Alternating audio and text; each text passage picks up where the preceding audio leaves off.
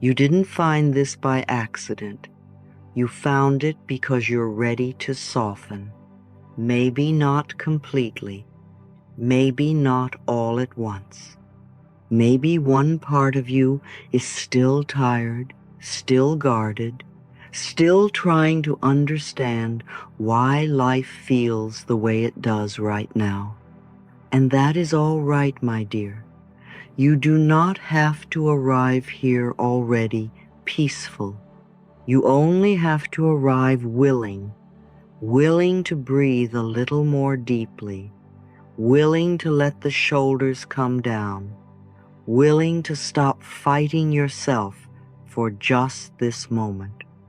So breathe out slowly with me now. Let the day loosen its hands around your heart. Let your body feel the chair, the bed, the floor beneath you, and ask yourself something very gently. Are you tired because life is so hard, or because you have been trying to force time to move faster than your own soul is ready to move?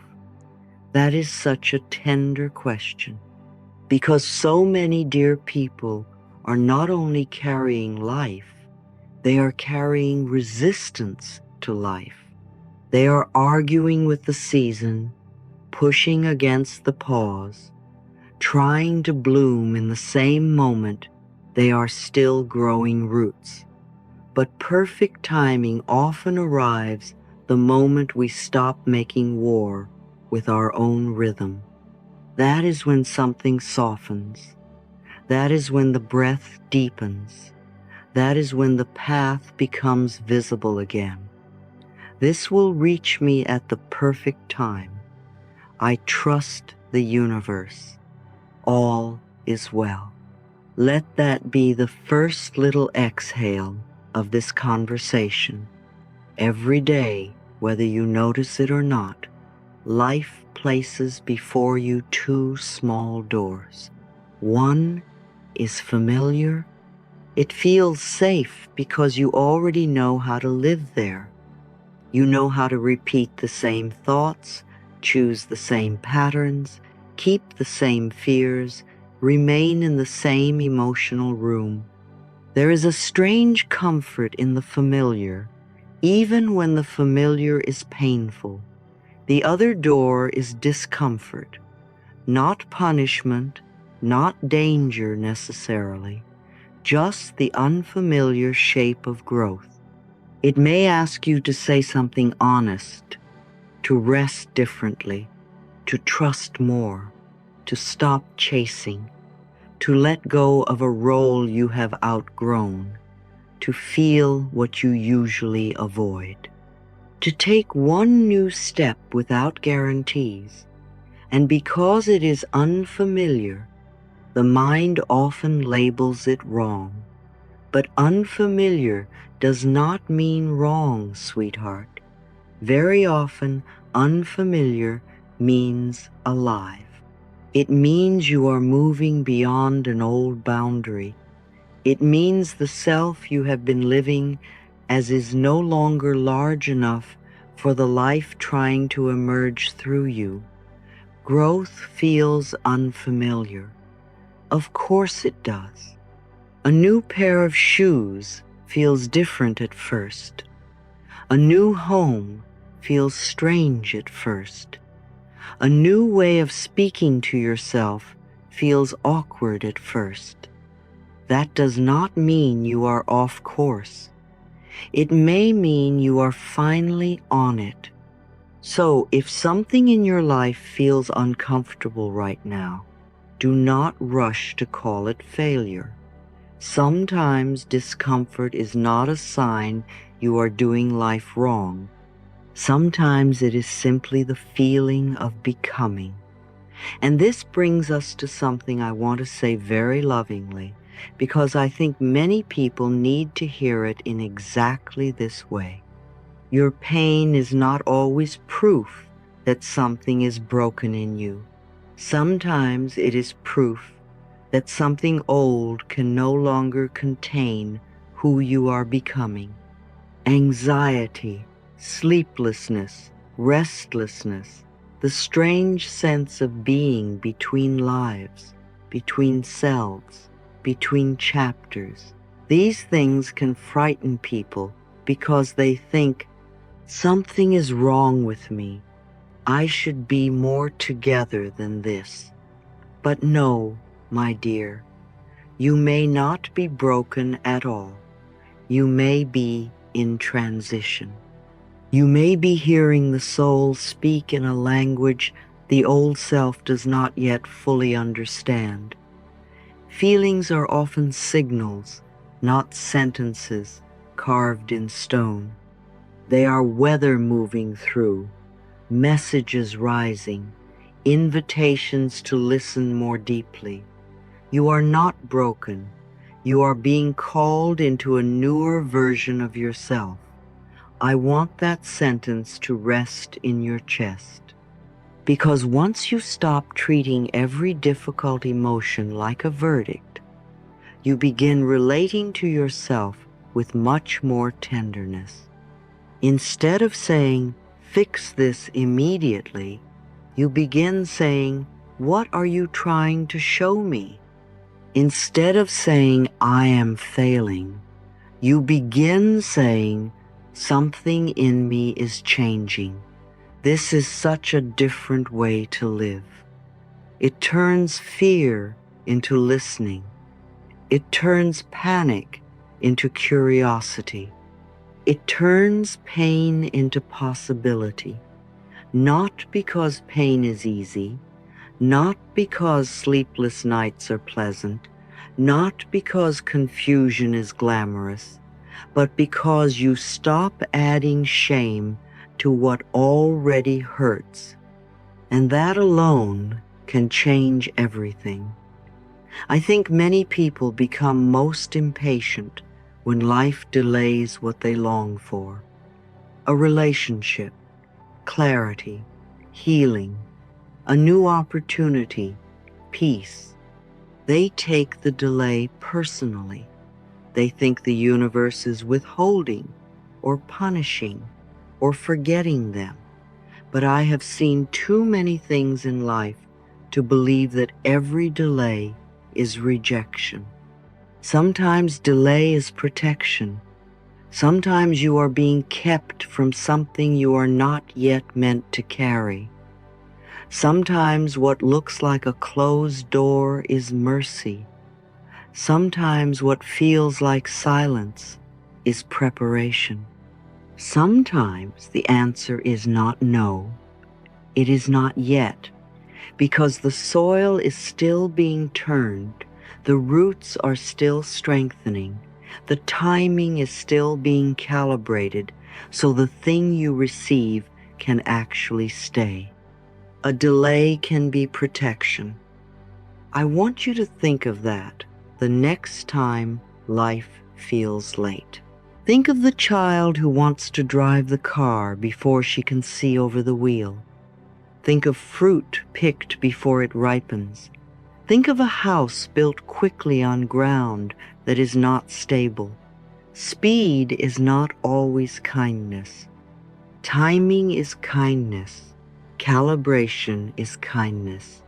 The universe is not always rushing because you are not meant to collapse under what you have asked for. You are meant to grow into it, breathe into it, become steady enough to hold it with grace. That is why waiting is not necessarily punishment, my dear. Waiting can be calibration. It can be the quiet period where things are being adjusted in you and around you, so that what comes next does not destroy your peace. If you received everything before your inner world was ready, would you know how to keep it? If the answer came before you had learned discernment, would you recognize its value? If the door opened before your nervous system could stay calm inside newness, would you walk through it with joy or drag old fear into the room? These are tender questions, and I do not ask them to delay your hope. I ask them to deepen your trust, because calibration today becomes stability tomorrow. The old mind wants immediate proof. The wiser heart understands preparation. The old mind wants visible movement every day. The wiser heart knows that invisible strengthening is movement too. Roots grow in darkness, muscles repair in rest. The soul often clarifies in silence. Why should your life be any different? So if you are listening to this in a season where things feel slow, strange, unfinished, or emotionally tender, I do not want you to decide that you are lost. I want you to become a little quieter and a little kinder with yourself. Put your hand on your heart now if you like. Breathe out slowly, let your jaw soften, and say these words as though you are laying them gently inside your own body. This reached me at the perfect time. Growth feels unfamiliar. I am not broken. I am becoming. A delay can be protection. Calibration today is stability tomorrow. Let those truths rest there. You do not have to wrestle life into giving you its meaning. Sometimes meaning reveals itself when you soften enough to receive it. And perhaps that is why you found this now.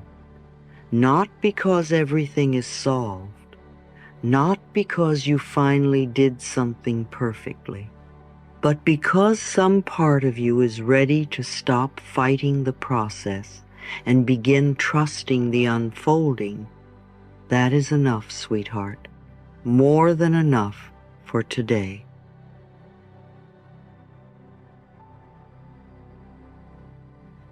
This is very important in this part, my dear, because so many people think they are holding a dream lovingly, when in truth they are strangling it with fear.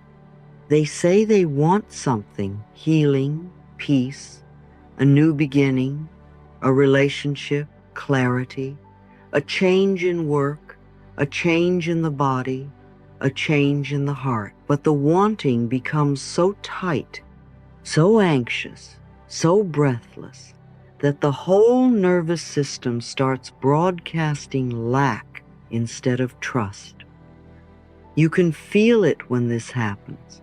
The body leans forward, the jaw tightens, the mind keeps checking, the heart stops resting.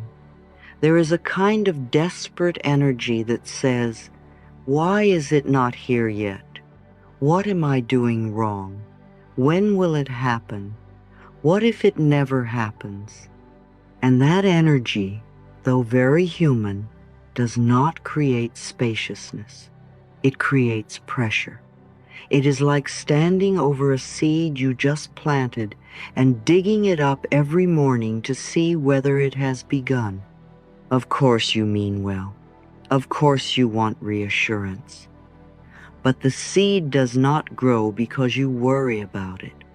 It grows because it is left in peace long enough to do its quiet work. This is why I love the gentle wisdom of letting go. Not letting go of the vision, sweetheart. Never that. Letting go of the pressure. Letting go of the panic around time.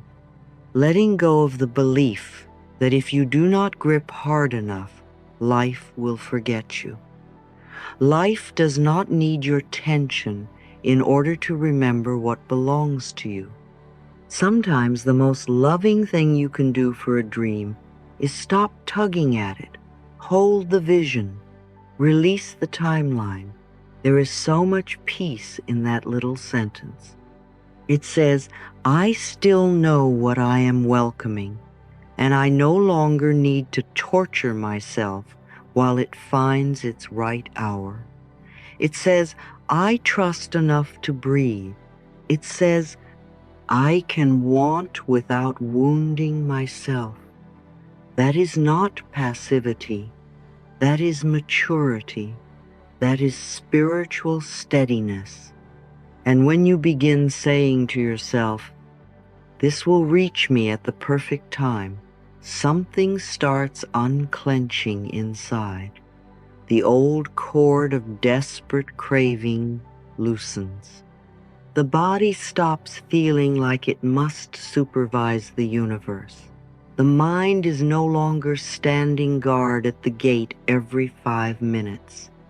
And from that softer place, you become far more magnetic, far more available, far more clear, because the truest freedom is not getting everything on your schedule. The truest freedom is keeping your heart open while the schedule is still unfolding. I think this is one of the reasons people suffer so much when they are waiting. They confuse devotion with obsession. They think that if they keep thinking about the thing, talking about the thing, measuring the thing, worrying about the thing, then somehow they are being faithful to it. But that is not faithfulness, my dear. That is fear wearing the clothes of commitment. Real faithfulness can sit down. Real faithfulness can smile. Real faithfulness can say, yes, I know what I am welcoming, and no, I do not need to keep shaking the tree to make the fruit appear. There is a season for planting, a season for tending, and a season for receiving.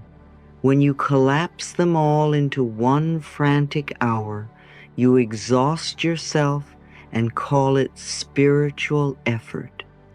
No wonder so many hearts are tired. They are not tired of the dream. They are tired of the strain.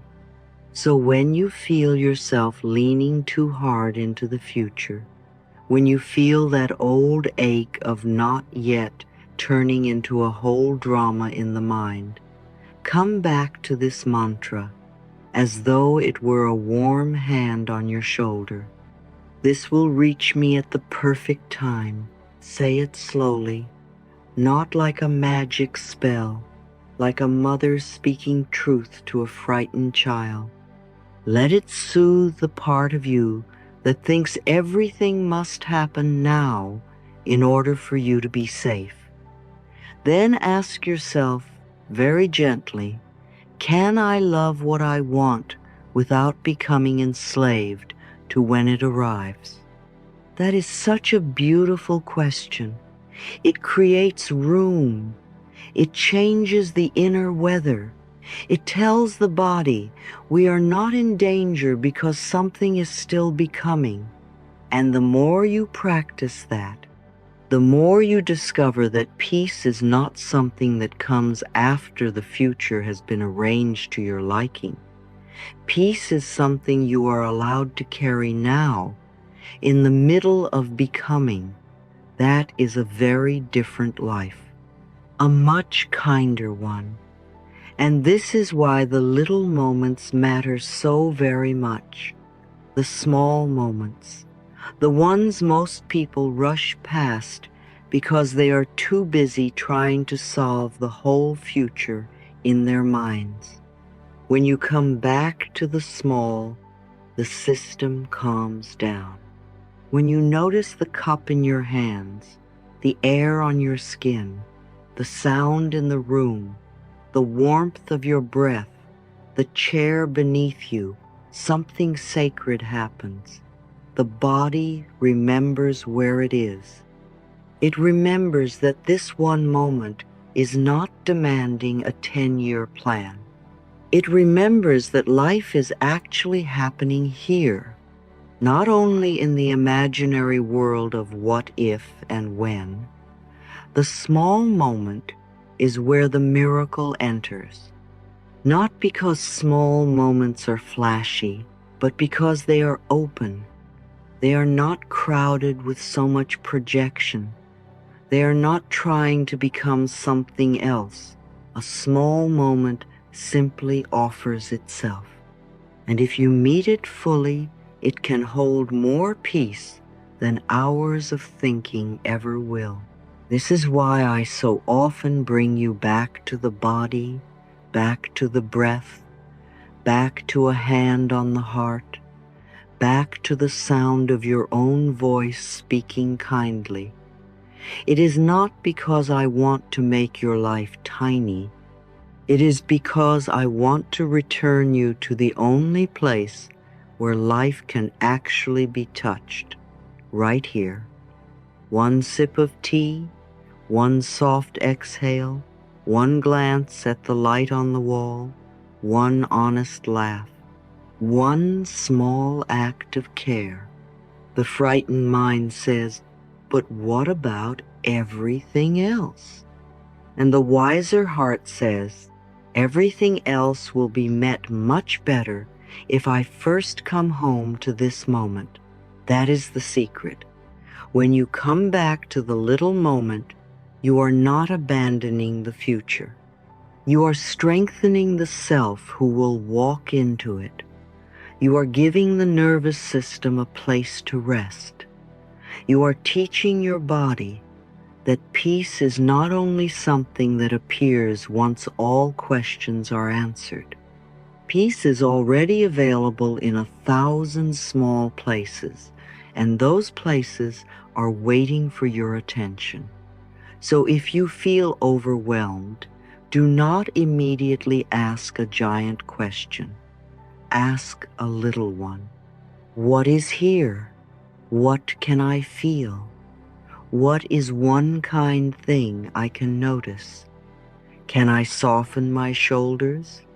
Can I drink this glass of water as though my cells matter? The miracle of the small moment is that it asks almost nothing and gives so much. It gives breathing room, it gives steadiness, it gives you back to yourself. And then there is this beautiful little tool I want to place in your hands, paper and pen. Such simple things, such quiet things, and yet they can help the heart breathe when the mind has become too crowded.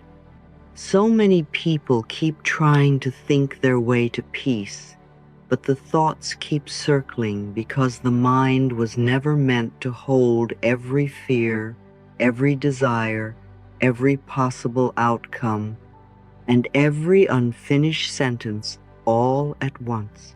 Sometimes the most loving thing you can do is take the swirl out of your head and place it somewhere gentler.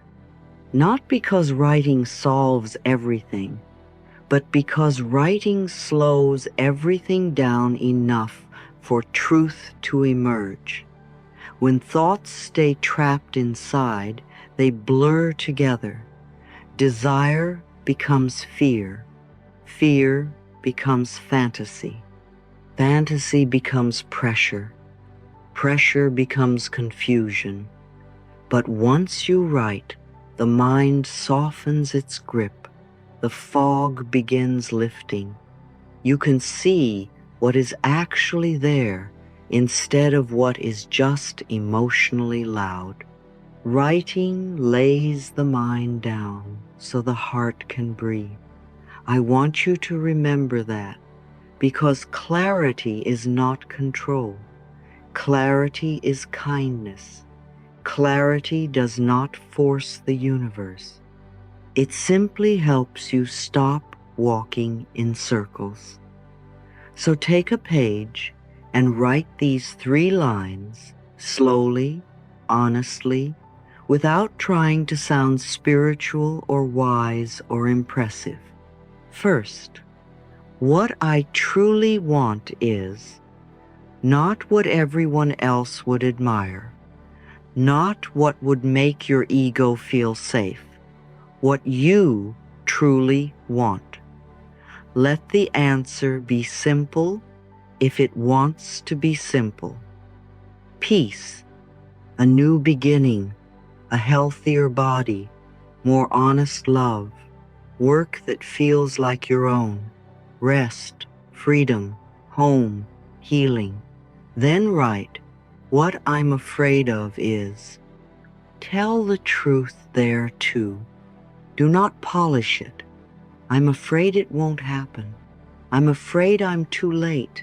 I'm afraid I'll fail. I'm afraid if I get what I want, I won't know how to keep it. I'm afraid of being disappointed again. These fears lose some of their power when they are named. The body can exhale a little. And then the third line, the smallest step I can take is there. Not the whole map, not the whole reinvention, the smallest step, one call, one page, one boundary, one glass of water. One walk, one sentence spoken honestly, 1 hour of rest, one little promise kept, that is enough, more than enough, because writing does not exist to pressure you into perfection.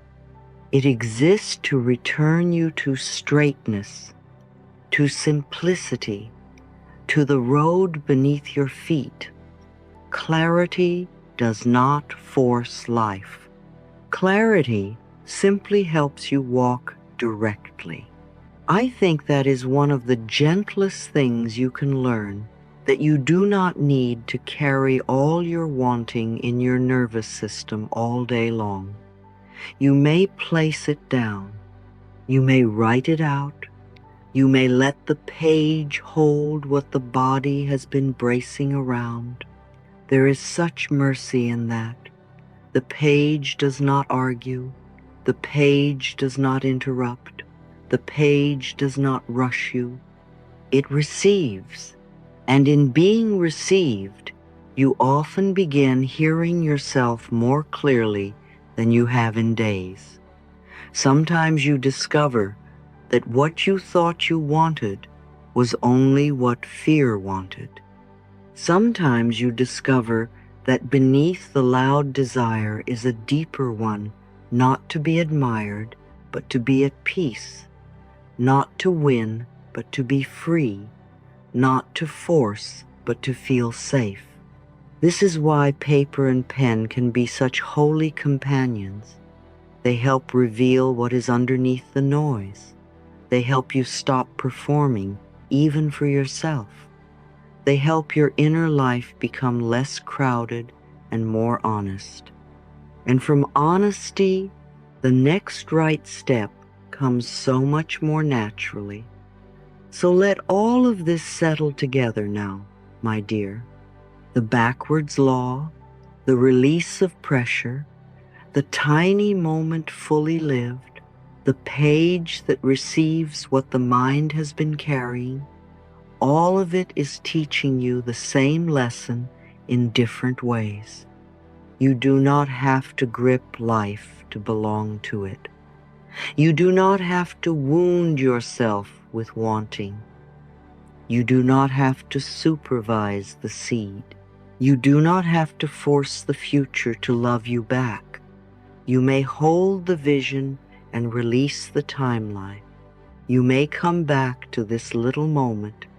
You may write down what is true and let that truth become gentle guidance instead of inner noise.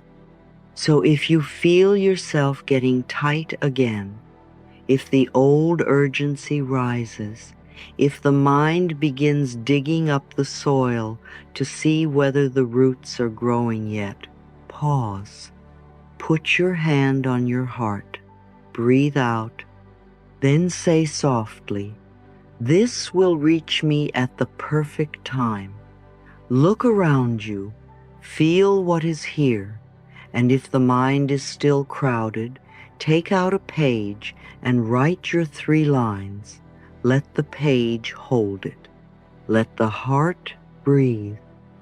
Let the smallest step reveal itself, because that is enough for today. truly enough. Life is not asking you to become the manager of all outcomes. It is asking you to soften enough to walk with clarity, trust, and a little more peace than yesterday. I've come to realize, my dear, that so much of our suffering does not come from the dream itself. It comes from the way we hold the dream. We hold it too tightly, we stare at it, we pull at it, we ask it to prove itself before it has even had time to ripen. And then we call that faith, when really it is fear in a beautiful dress. I know this because I have watched people do it for years, and I have watched myself do it too.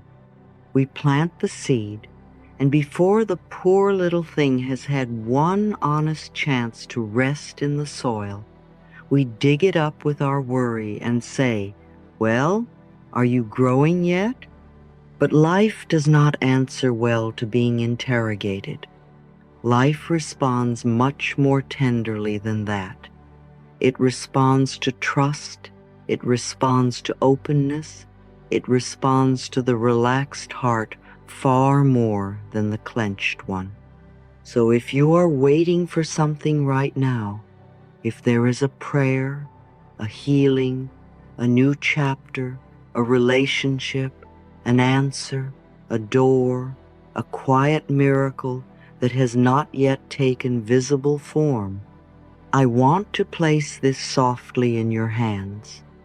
Receiving begins when you learn how to let go. The first release is this: release tight expectation. Expectation that is rigid makes the whole body brace. It says, it must look like this. It must happen by then. It must arrive in this form, through this person, by this route. And when life does not obey the frightened little schedule of the mind, the heart starts thinking it has been forgotten. But sweetheart, faith is more spacious than that. Faith says, I know what I am welcoming, and I do not need to choke it with pressure. Expectation strains, trust opens. That is the difference. One leans over the seed and demands proof. The other waters the seed and allows time to do its holy work. So perhaps today you stop checking so much. Stop forcing signs. Stop needing every hour to reassure you. Plant what is true, speak what is loving, take your one clear step, and then let the seed be in the dark where roots know how to grow. The second release is the release of fear. Fear always asks, why is it not here yet? That question closes the heart. It narrows the vision. It keeps the nervous system in a state of subtle emergency. But what if you change the question? What if instead of saying, why has it not arrived, you said, it is on its way to me now? Feel how different that is in the body. One makes you collapse inward. The other gives the chest a little room. One says, I am excluded. The other says, I am included in a larger timing. Change the question, and you change the frequency.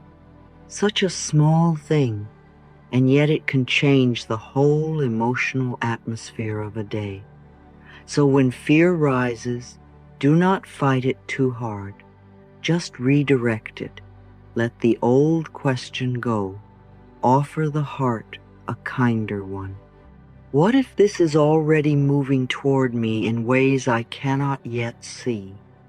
What if the delay is not denial? What if life is arranging something with more intelligence than my worry could ever create?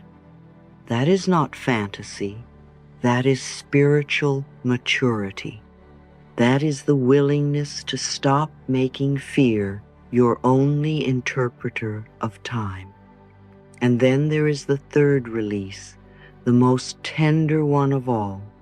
Release yourself into the present moment. Because so many people miss the life that is here while they wait for the life they imagine is coming. They are so focused on the next blessing that they overlook the blessings they once begged heaven for. The home they now live in was once the dream. The peace they occasionally forget to notice was once the prayer. The person they now take for granted was once the longing. The healing that is already happening in small ways was once the impossible wish. You may be living inside an old answered prayer and not even noticing it. I want that to touch you. Because when you begin enjoying what is here, not as resignation, but as reverence, the whole body softens. The future stops feeling like the only place where goodness lives. The present becomes holy again. A sip of water, a safe room, a body still breathing, a little more wisdom than last year, a little less panic than before, a little more softness in your own voice. These things matter. These are not nothing. These are life. So let yourself come all the way back. Let yourself receive the ordinary moment as though it were carrying grace, because it is. And now, my dear, let us breathe this together. Inhale slowly and say within yourself, I trust the universe. Let that breath move gently through the chest. Then exhale and say, this will reach me at the perfect time. Again, inhale, I trust the universe. Exhale, this will reach me at the perfect time. One more time, softly now, as though you are putting the whole day down for a moment. I trust the universe. This will reach me at the perfect time. And let these final words settle into your heart very slowly. I am safe. This will reach me at the perfect time. This will reach me at the perfect time. This will reach me at the perfect time. I release the timeline. All is well. Stay there for a breath. Let the shoulders soften. Let the jaw unclench. Let the old urgency leave the room. You do not have to force your way into what belongs to you. You do not have to bruise your heart with waiting. You may trust. You may soften. You may receive this moment too. All is well, my dear, and so it is.